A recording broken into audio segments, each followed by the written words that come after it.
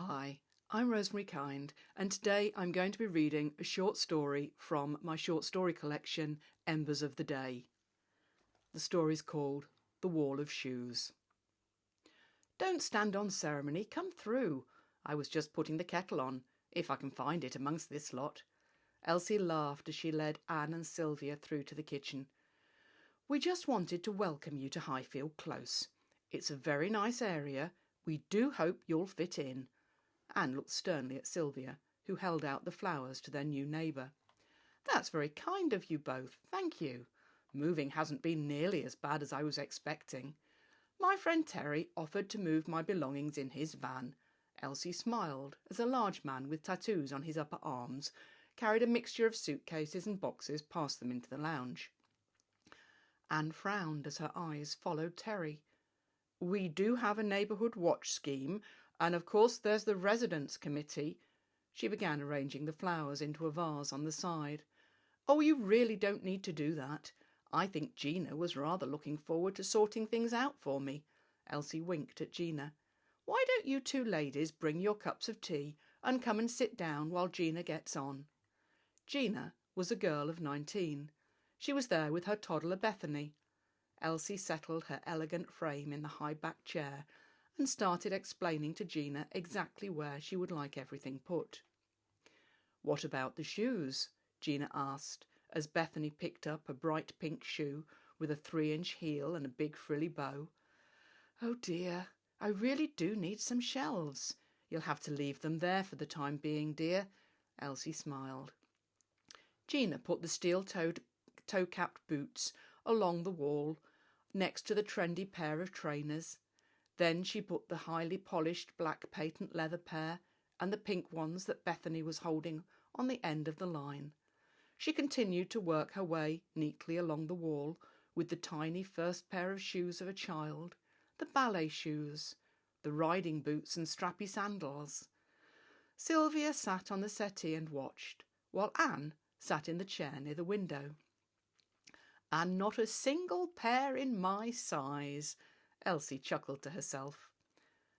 Well, said Anne, getting up, there's a young hoodlum coming down your path. I'll soon sort him out. Oh, please sit down, Anne. She looked across at the high-tech training shoes. That will be Craig. He won't bite. Elsie turned to Gina. Would you mind letting him in, dear? We don't normally have youths who look like that in Highfield Close. I think we'd best be off. Come along, Sylvia. Anne bustled towards the door, tripping over a pair of men's brogues as she went and hitting her arm against the door frame. She tutted. These are a dreadful hazard. I can't see what you want with them. Sylvia gave a weak smile and followed, being careful to avoid the shoes. They were barely through the door when Elsie heard Anne saying, And I was expecting a respectable type of woman, not one who mixed with riff-raff. What about those ridiculous shoes? A fruitcake, that's what she is.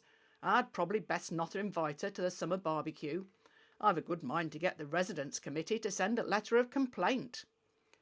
As Elsie went back to her chair, she looked sadly at the highly polished patent leather shoes and their pointed toes and uncomfortable heels. Elsie's day was filled with visitors, and by the middle of the afternoon she was starting to feel quite settled. For the first time in the day, she was on her own, and she stood back to admire her new home. There was a tap at the front door. To Elsie's surprise, it was Sylvia. On your own this time? Do you mind if I come in?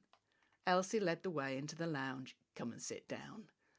I was just wondering, said Sylvia, twisting her sleeve between her fingers.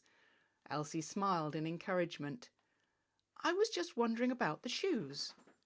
You mean that, unlike Anne, you think there might be a good reason, rather than pure eccentricity?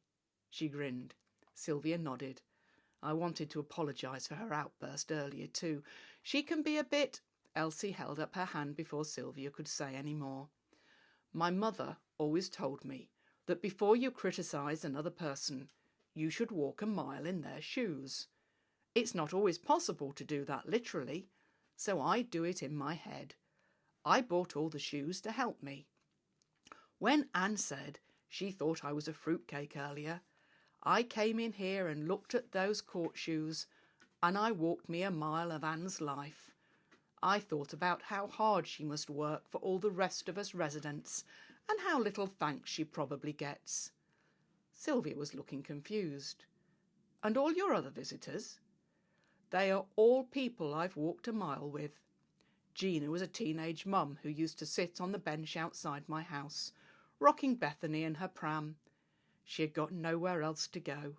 Her mum wouldn't let her stay around the house, and there was no one to look after the baby, so she'd just sit there for hours. One day, when it started raining, I asked Gina if she'd like to come inside and have a cup of tea. We've been friends ever since.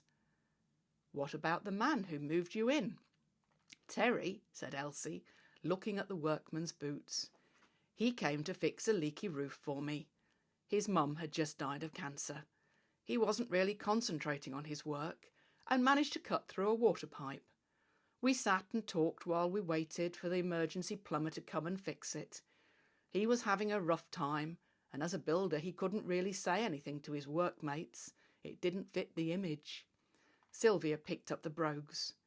And the man I saw leaving a while ago? I was in the queue at the bank. He was behind me. He was obviously agitated and something was wrong. He went to the till next to mine and snapped at the clerk. So I said, "Excuse me, but can I buy you a cup of tea?" He was too shocked to say no.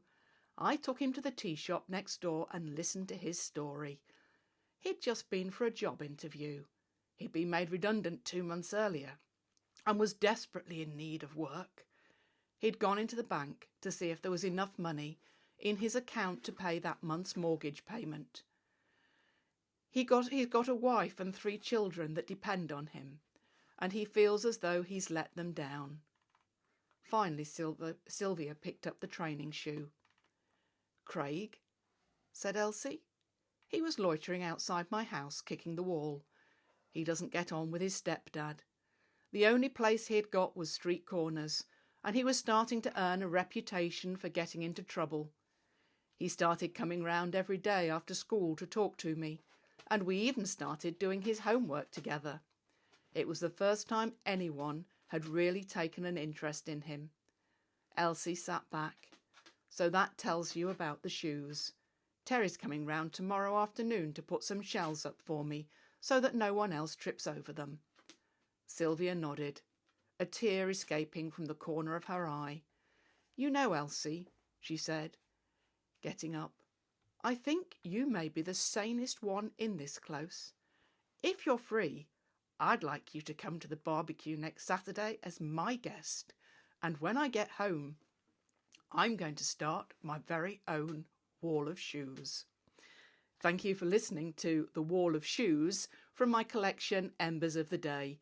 If you've enjoyed it, I hope you'll go on to enjoy others in the book. I also apologise for my dog who has been merrily walking backwards and forwards in the background. Have a nice day.